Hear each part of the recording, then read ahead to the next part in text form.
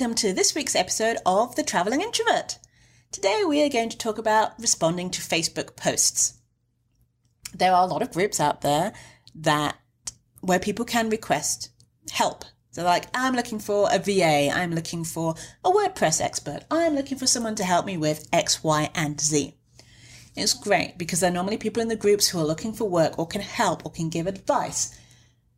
It's a wonderful community, which is what they're trying to build now, as Mr. Zuckerberg has said. His now main thing is to build communities.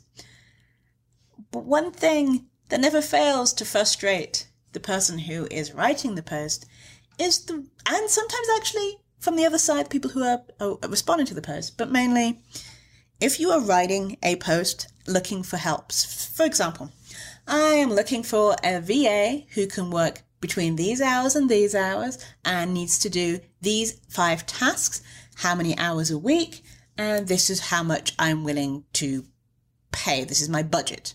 That's generally enough information.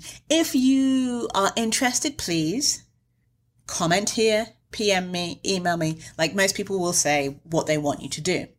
When the post says PM me, then you should PM that person. If the post says comment here, then you should comment here.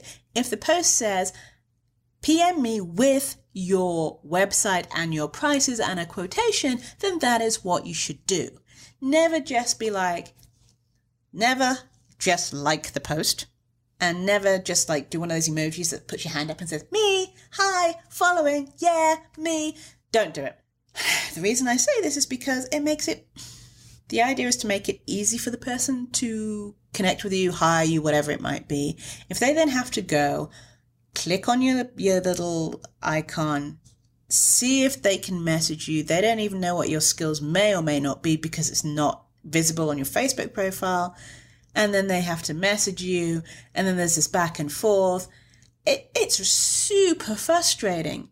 For example, I did something similar this week. And I gave the information, I gave how much it was, because I was outsourcing for another client, they weren't a good fit for me, so I wanted to give them to somebody else and give them that option.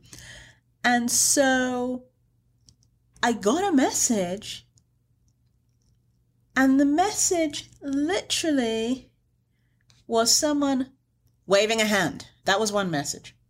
And then there was another message that was,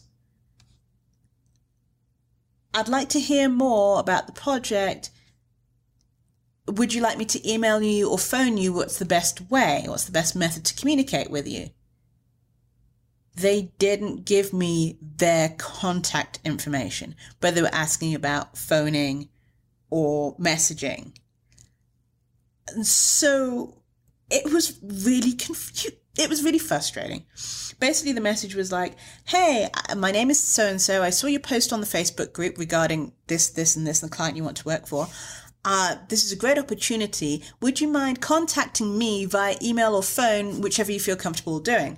My response was, but you didn't leave me your email or phone. How am I supposed to contact you if you don't leave me this information? And then we spent a back and forth of that person with their information. When I simply said, if you're interested, PM me with your details. I had one person who was like, here's my LinkedIn, here's my resume, here's my portfolio, and here's my website. That's the person that got hired. She had all the information there. I took a quick look. She was qualified. I called her up. We had a 15-minute conversation. Job done. Hired. Just give the person who's making the request what they want. It's that simple. Thank you for listening to The Traveling Introvert. Have a great week.